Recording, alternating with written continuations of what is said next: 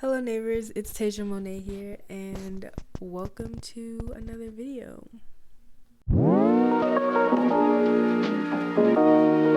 This week it is a ASMR read along and I haven't did one of these videos in a long time. This is episode 2.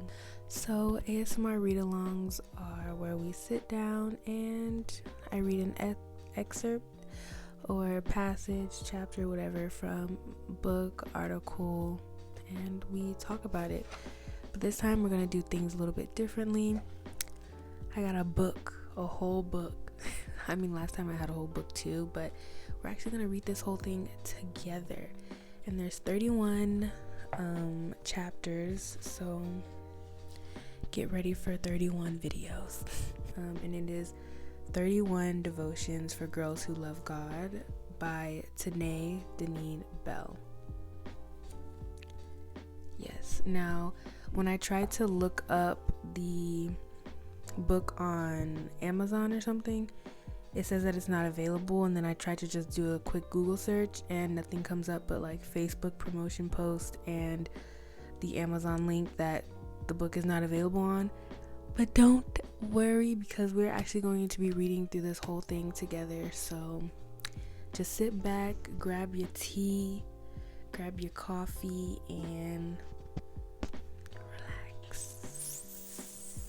We are going to be reading the first chapter, and it is titled, "Who I Am is Not Up for Debate."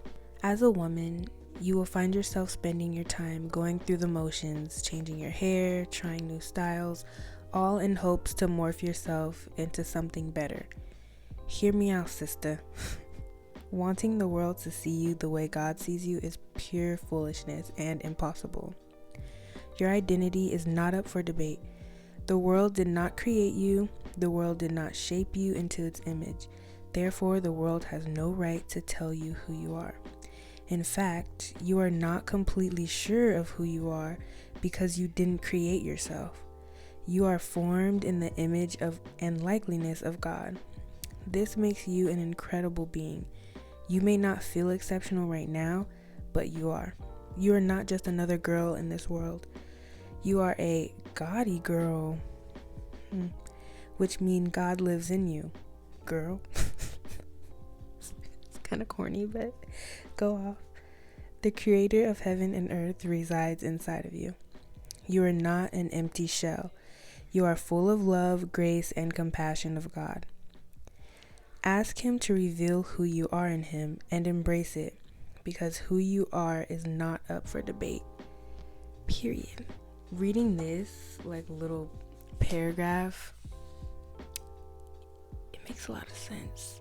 I changed my hair in hopes to find like I'm finally, jumping into my full form, but I don't even know what my full form is. Like, I'm just trying things and just liking what I like, and then as you like what you like, then I feel like God will show you why He loves you. You know what I mean? It makes sense that who you are shouldn't be up for debate, because a lot of people will ask you, what do you like? And it's okay to not know. There was a note at the bottom that said, "Don't allow people or the world to define you. Live your life screaming, 'Who I am is not up for debate.'" I was gonna yell that, but keep forgetting that this is supposed to be an ASMR. So I need to calm down. So evidence of this can be found in Psalms 139, chapter 139, verse 14. The New Living Translation. Hold on, let me show you guys how this book is kind of like spaced out, because I don't want to be like New Living Translation and then start a whole sentence. You're like, what are you talking about? It's different versions of a Bible, basically. It says, "Thank you for making me so wonderfully complex. Your workmanship is marvelous. How well I know it." The Message Bible. "Oh yes, you shaped me first inside, then out. You formed me in my mother's womb. I thank you, high God. You're breathtaking, body and soul. I am marvelously made. I worship in adoration. What a creation.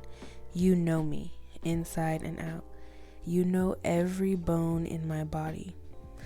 You know exactly how I was made, bit by bit, how I was sculpted from nothing into something. Like an open book, you watched me grow from conception to birth. All the stages of my life were spread out before you. The days of my life all prepared before I'd even lived one day. I feel like with my community group, we weren't just talking about this, but we talked about it before, and we were basically saying that like no one knows you better than God knows you. So why would you try to search for that someone here, when he's here? He's here. I went like this, but I was like super low. But I said, he's here. So make it make sense. It actually does make sense to me, because I used to say to myself a lot, especially after a friendship ended that I had for a really long time. And I was like, I'm never gonna find someone who just knows me, who just understands me, who just accepts me. I can just look at them and they already know, but it's like,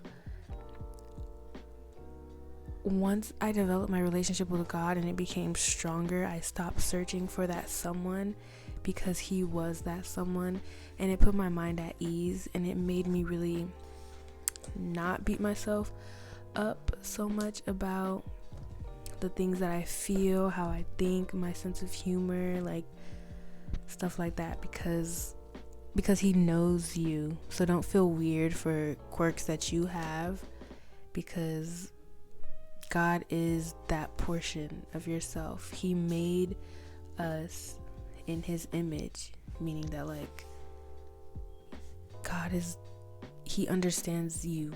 And then she puts a little message to you.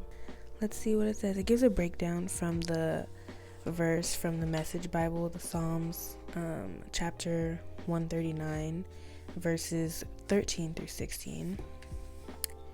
And then it has more encouragement. But anyways, it says, "Oh yes, you shaped me first inside, then out. You formed me in my mother's womb. I thank you. High God, you're breathtaking. Body and soul, I am marvelously made. I worship in adoration. What a creation. You know me inside and out. You know every bone in my body. You know exactly how I was made, bit by bit, how I was sculpted from nothing into something. Like an open book, you watched me grow from conception to birth. All the stages of my life were spread out before you. The days of my life all prepared before I'd even lived one day. Yes, I am a woman of God. I stood up against some trials in my life that thought they had me down. So yes, I am a woman of God. When I thought my body was going to shut down on me, I lifted my head and I cried out, yes, I am a woman of God. When growing up around bad situations, presenting me with obstacles that seemed too steep to climb. Sorry, it's a typo. It's like T-O instead of T-O-O. But anyways, that seemed too steep to climb, I reached my hand out and placed it in his hand, and he reminded me that yes, you are a woman of God. When my sisters who have crossed my path struggled in life or had feelings of no hope, I stood in the gap and held them up, and as we walked, we spoke aloud, yes, we are women of God. But on those days when I didn't feel my best, some of those same sisters who I stood for turned around and spoke over me, yes, you are a woman of God. There comes a time in our lives when we must show God that we do not take our creation and likeness of him lightly. So my sisters, I encourage you, No, I dare you to spread your wings and fly like eagles, because yes, we are women of God. Love you. It's cute. It's cute. Love y'all. You know, my overall thoughts of that chapter, that devotion, yes, it makes me feel good, because although I feel like I've been having this conversation a lot recently, but even when it is not day, it cannot always be night. Okay, anyways. Even when you feel like the whole world is against you and, well, I don't know where I fit in, I don't know where I belong, that shouldn't be a topic talked about, because you are wonderfully and beautifully made by God, and who you are isn't up for debate. With all that being said, I thank you guys so much for watching. Please like, comment, subscribe, and comment down below, I don't know, I guess some insecurities or some worldly things that you think we shouldn't put pressure on ourselves so much for, because ain't no debate, honey. Okay. So please like, share, comment, join the community, join the neighborhood. The subscribe button is free, just so you know, you don't have to pay a monthly anything to support. That's all free. No, but thank you guys so much. You guys have been here with me every week. I've been trying, you see, consistency, but I love you guys, and I'll see you guys next week.